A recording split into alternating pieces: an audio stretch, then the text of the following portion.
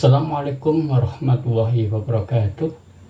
Alhamdulillah, saudara-saudaraku yang dirahmatin oleh Allah, kita masih diberi kesempatan oleh Allah untuk berjumpa kembali di channel Pesantren Hijrah Al-Hanif TV.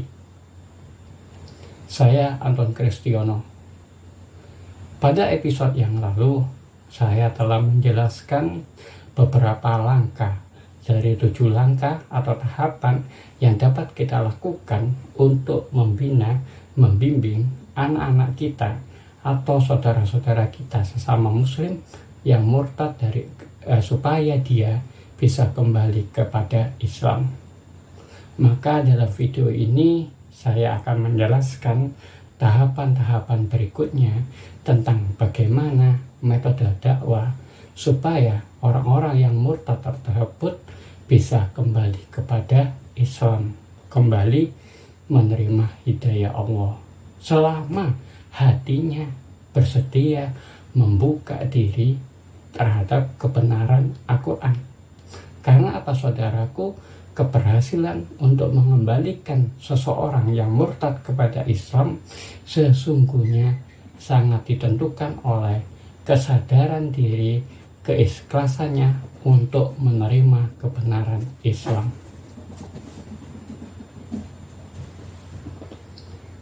Wahai saudaraku yang dirahmatin oleh Allah, langkah kelima untuk membina atau membimbing saudara kita atau anak kita yang murtad supaya memeluk Islam kembali adalah serulah mereka dengan hikmah dan pelajaran yang baik, serta bantalah mereka dengan cara yang terbaik. Ini didasarkan kepada surat An-Nahl ayat 125. Allah berfirman yang artinya, serulah manusia kepada jalan Tuhanmu dengan hikmah dan pengajaran yang baik, dan berdapatlah dengan mereka dengan cara yang baik. Sesungguhnya Tuhanmu, dialah yang mengetahui siapa yang sesat dari jalannya, dan dialah yang lebih mengetahui siapa yang mendapat petunjuk. Jadi, saudaraku, paling penting di sini adalah membantah, meruntuhkan doktrin-doktrin iman mereka dengan cara yang baik, dengan hikmah dan pengajaran yang terbaik. Maka dari itu sangat penting bagi kita untuk mengetahui saudara kita ini, anak kita ini murtad ke gereja mana. Karena apa? Setiap gereja memiliki doktrin iman yang berbeda. Dalam Al-Quran, Allah memberikan contoh bagaimana dakwah dengan hikmah dan pengajaran yang baik, dan bagaimana cara membantah doktrin-doktrin iman ahli kitab dan orang kafir dengan cara yang terbaik.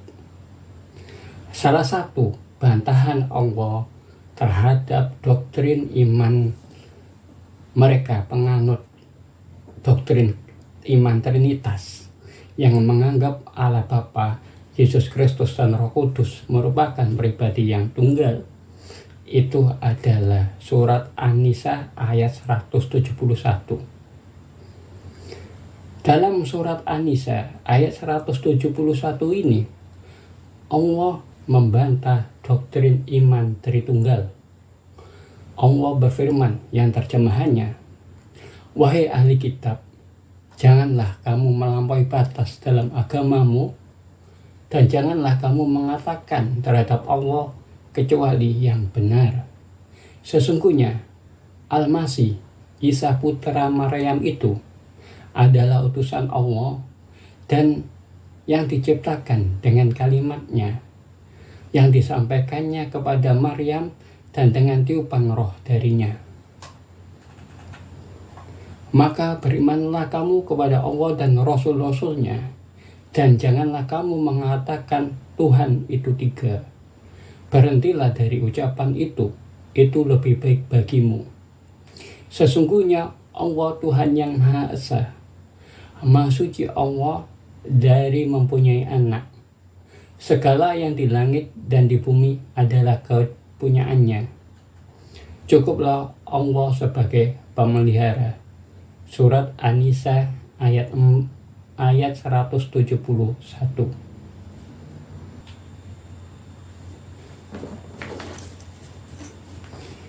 Saudaraku yang dirahmatin oleh Allah, dalam surat An-Nisa ayat 171 ini, Allah memerintahkan kepada orang-orang Kristen untuk berhenti mengucapkan Tuhan itu tiga. Karena dalam ayat ini Allah menegaskan bahwa sesungguhnya Allah Tuhan yang Maha Esa, dan sesungguhnya Al-Masih Isa putra Maryam itu adalah utusan Allah dan yang diciptakan dengan kalimatnya yang disampaikannya kepada Maryam dan dengan tiupan roh darinya. Uniknya saudaraku, ternyata apa yang disampaikan oleh Allah melalui surat An-Nisa ayat 171 ini pada dasarnya telah ditegaskan oleh Yesus Kristus sendiri dalam Injil Yohanes pasal 17 ayat 3. Yesus Kristus adalah Isa Al-Masih putra Maryam. Isa Al-Masih putra Maryam. Jadi di Injil Yohanes pasal 17 ayat 3, Yesus Kristus bersabda, "Inilah hidup yang kekal, karena mereka telah mengenal Engkau satu-satunya Allah yang benar dan telah mengenal Yesus Kristus yang telah Engkau utus." Engkau satu-satunya Allah yang benar, berartinya tidak ada Tuhan selain Allah, Allah Tuhan yang Maha Esa. Yesus Kristus yang telah Engkau utus, berartinya Yesus adalah Rasulullah. Jadi saudaraku, Injil Yohanes pasal 17 ayat 3 ini sesuai dengan firman Allah yang ada dalam surat An-Nisa ayat 171. Karena itulah saudaraku, kepada orang-orang Yahudi, ketika mereka menerima ke-10 firman, di dalamnya juga terdapat larangan untuk mempersekutukan Allah dengan sesuatu pun. Dalam kitab Keluaran pasal 20 ayat 3 sampai 5 disebutkan, "Jangan ada padamu Allah lain di hadapanku. Jangan membuat bagimu patung yang menyerupai apapun yang ada di langit, di atas, atau yang ada di bumi di bawah, atau yang ada di dalam air di bawah bumi. Jangan sujud menyembah kepadanya atau beribadah kepadanya, sebab aku Tuhan Allahmu adalah Allah yang cemburu, yang membalaskan kesalahan bapa kepada anak-anaknya, kepada keturunan yang ketiga dan keempat dari orang-orang yang membenci aku." Jadi dengan tegas, khususnya di ayat 3 disebutkan, "Jangan ada padamu Allah lain di hadapanku." Bahkan di ayat 4 dikatakan, "Jangan membuat bagimu patung." Kemudian di ayat kelima ditegaskan lagi, "Jangan sujud menyembah kepadanya atau beribadah kepadanya." Intinya apa saudaraku? Dari kitab Keluaran pasal 20 ayat 3 sampai 5 ini ditegaskan bahwa Tuhan itu esa dan kita dilarang mempersekutukannya dengan sesuatu pun. Ini ada dalam kitab Keulangan juga, dan Yesus Kristus pun menyatakan bahwa Dia datang ke dunia ini bukan untuk meniadakan hukum Taurat, tetapi untuk menggenapinya. Sehingga ajaran Taurat ini tetap berlaku pada masa Yesus Kristus sampai saat ini, karena Yesus tidak meniadakannya. Maka Yesus Kristus dalam Matius pasal 7 ayat 8 sampai 23 bersabda, "Bukan setiap orang yang berseru kepadaku, Tuhan akan masuk ke dalam kerajaan surga, melainkan dia yang melakukan kehendak Bapakku yang di surga. Pada hari terakhir, banyak orang akan berseru kepadaku, Tuhan, Tuhan, bukankah kami bernubuat demi namamu dan mengusir setan demi namamu, dan mengadakan banyak mukjizat demi namamu juga? Pada waktu itulah aku akan berterus terang kepada mereka dan berkata, aku tidak pernah mengenal kamu, menyalah daripadaku, kamu sekalian pembuat kejahatan. Jadi di sini saudaraku, Yesus menyatakan pada Injil Matius pasal 7 ayat 21 dan 22 bahwa pada hari terakhir akan banyak orang yang menyebut Yesus sebagai Tuhan, Tuhan, Tuhan. Tetapi justru Yesus menyatakan bahwa orang yang menyebut Tuhan, Tuhan itu tidak akan masuk ke dalam surga, kecuali orang-orang yang melakukan kehendak Allah Bapa di surga. Justru pada ayat yang ke-23, Yesus menyatakan bahwa dia tidak mengenal orang yang menyebut dia Tuhan, Tuhan. Karena apa? Karena tadi di dalam Injil Yohanes pasal 17 ayat 3, Yesus telah menyatakan, inilah hidup yang kekal, karena mereka telah mengenal Engkau satu-satunya Allah yang benar, dan telah mengenal Yesus Kristus yang telah Engkau utus. Yesus menyatakan dirinya sebagai utusan Allah, bukan sebagai Allah Bapa itu sendiri. Yesus justru menyatakan Allah Bapa itu esa, la ilaha illallah. Wahai saudaraku yang dirahmatin oleh Allah, apa yang saya sampaikan ini merupakan sebuah contoh metode bagaimana cara memberikan hikmah dan pengajaran yang baik dan berdapat dengan cara yang baik kepada orang-orang yang murtad, termasuk kepada pendeta atau misionaris yang mendampingi mereka. Jadi bagaimana kita menyampaikan iman tauhid yang diajarkan dalam Islam, kemudian didukung oleh ayat-ayat yang ada dalam Alkitab itu sendiri yang membenarkan adanya ajaran iman tauhid tadi. Dengan demikian, dengan sendirinya, ajaran iman tauhid yang kita sampaikan berdasarkan ayat-ayat Alkitab dan Al-Quran tadi menentukan doktrin iman Tritunggal mereka. Kemudian bagi orang Kristen tauhid, Kristen Unitarian, walaupun sebenarnya tidak ada tauhid yang sempurna dalam kekristenan, itu nanti lebih akan saya sampaikan bagaimana cara membantahnya. Yang penting kita yakinkan bahwa iman tauhid yang sempurna adalah dalam Islam.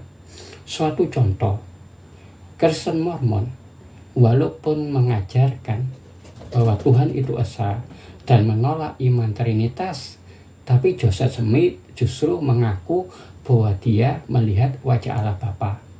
Ketika dia menyendiri di sebuah hutan, Joseph Smith mengalami penglihatan. Dia mengaku didatangin oleh Allah Bapa dan Yesus Kristus sebagaikan dua orang yang kembar. Ini merupakan sebuah doktrin keimanan yang tidak tepat, yang dimana dia meyakini bahwa Allah Bapa itu mempunyai wujud fisik seperti Yesus Kristus dan bisa dilihat oleh manusia. Padahal dalam surat Al-A'raf dan kitab Keluaran itu dinyatakan bahwa barang siapa yang melihat wajah Allah, maka dia akan meninggal. Musa yang saat itu ingin melihat wajah Allah di Gunung Sinai, di Gunung Tursina atau Gurun Sinai, itu justru tidak mampu melihat wajah Allah. Tapi kenapa Joseph Smith mampu melihat wajah Allah? Jadi intinya, setiap ketauhidan dalam Kristen pun ada kejanggalannya, karena ketauhidan yang sempurna hanya pada Islam. Tapi saudaraku, menyajikannya pun kita harus tidak hanya berpedoman kepada Al-Quran saja, tapi berpedoman kepada ayat-ayat Alkitab, dan kita bagaimana menyampaikannya dengan bahasa yang dipahami oleh mereka. Insya Allah dengan demikian semoga itu memudahkan mereka menerima ajaran yang sebenarnya yang berasal dari Allah. Semoga Allah masih menghendaki mereka, saudara kita yang murtad ini, untuk kembali kepada Islam. Langkah ke-6, wahai saudaraku yang dirahmati oleh Allah, kita harus mampu mengetahui, menganalisis bagaimana sikap anak atau saudara kita saat mendapatkan bimbingan keislaman. Ketika kita menyampaikan kepada mereka dakwah dan bimbingan keislaman, itu bisa dianalisis kemungkinan apakah anak atau saudara kita yang murtad ini bisa kembali kepada Islam atau tidak. Dalam Al-Quran selalu dijelaskan tentang 3 golongan dalam menerima Al-Quran, termasuk salah satunya dalam surat Al-Baqarah ayat 1 sampai ayat 20. Dalam surat Al-Baqarah ayat 1 sampai dengan 5 itu adalah golongan orang-orang yang beriman, yang dimana mereka meyakini bahwa Al-Quran adalah kitab yang tidak ada keraguan di dalamnya. Dia mengandung kebenaran, mengajarkan tentang hal yang gaib dan yang lainnya.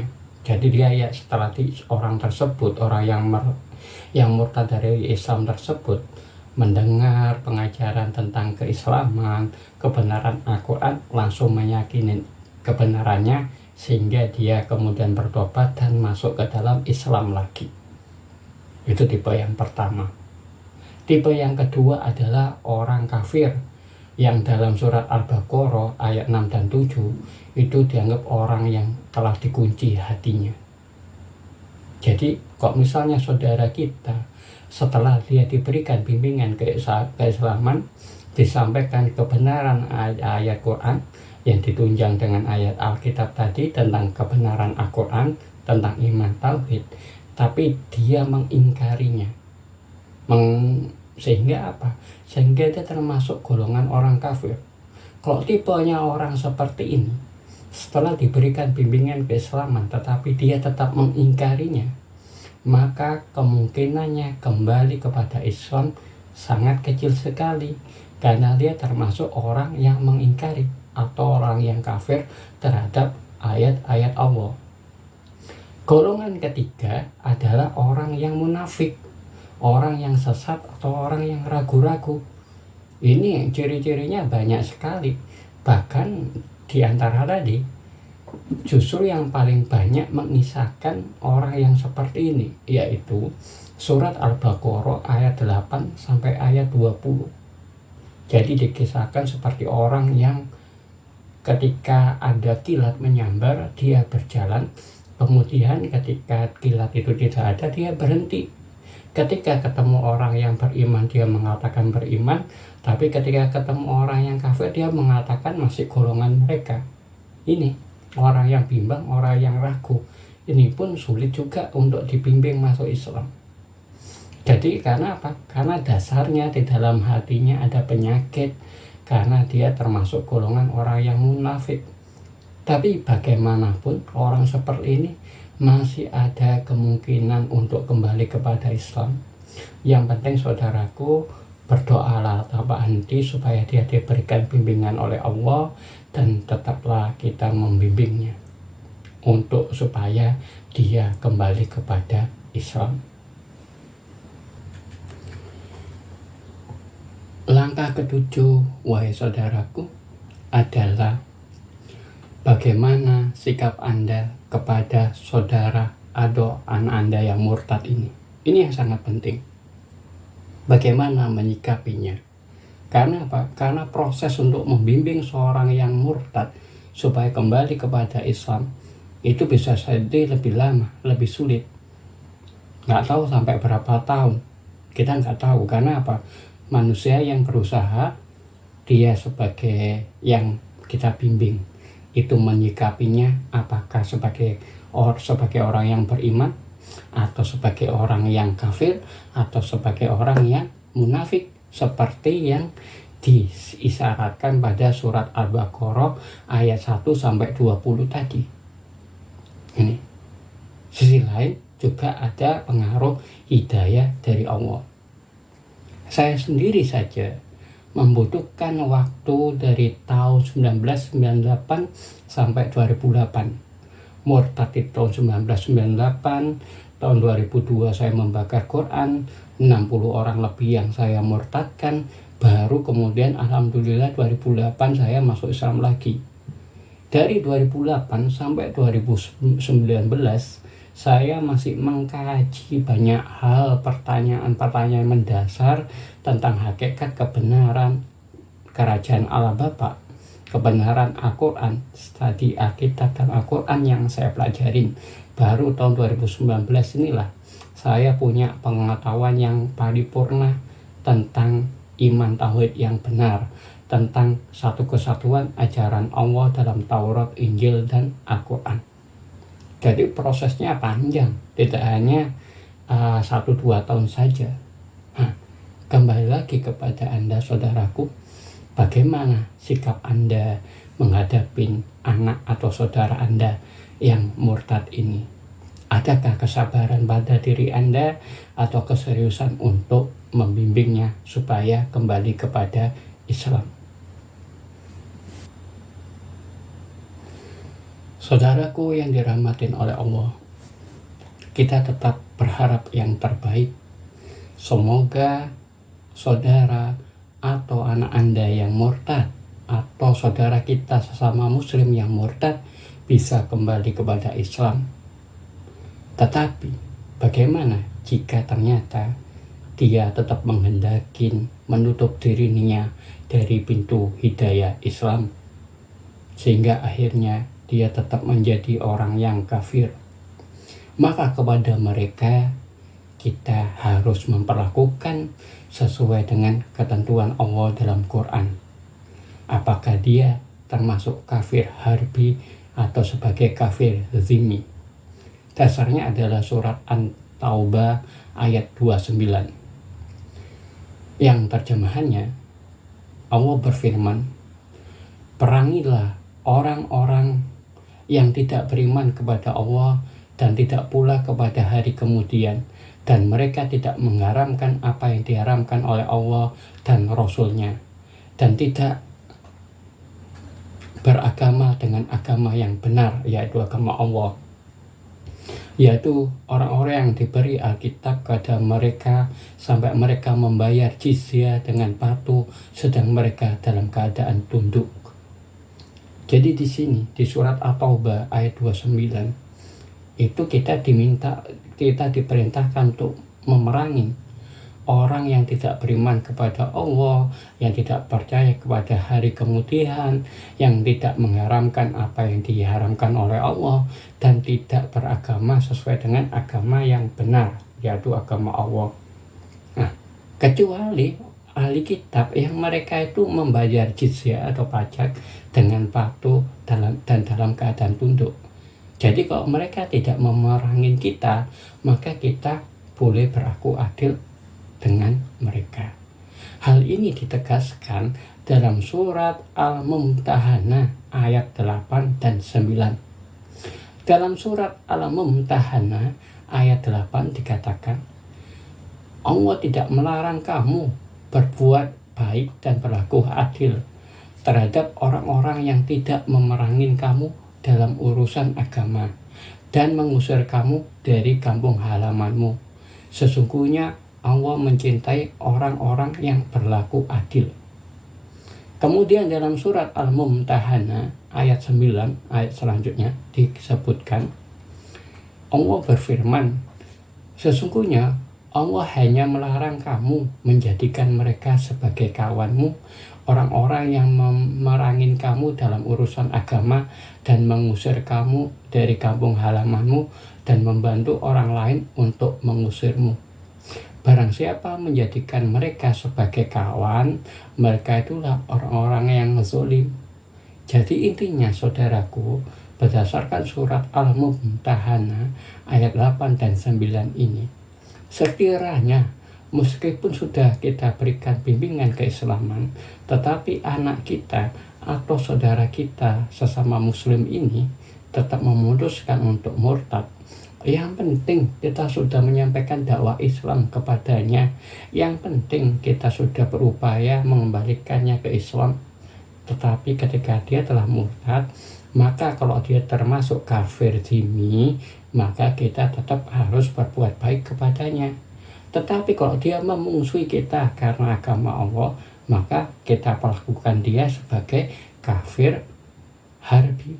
Seperti itu. Inilah ketegasan, inilah prinsip keadilan dalam agama Islam. Tapi apapun itu saudaraku, tetaplah mari kita berdoa, semoga saudara kita yang murtad dari Islam ini atau anak-anak kita yang murtad dari Islam ini bisa kembali kepada Islam. Semoga di sisa hidupnya Allah masih memberikan hidayah kepadanya supaya dia kembali kepada Islam. Demikianlah saudaraku apa yang bisa saya sampaikan. Jika ada kebenarannya, maka itu semuanya dari Allah. Jika ada kesalahan dan jika ada kata-kata yang kurang berkenan, mohon dimaafkan. Itu karena kedoifan, itu karena kekhilafan saya. Wallahu a'lam bishawab. Wassalamualaikum warahmatullahi wabarakatuh.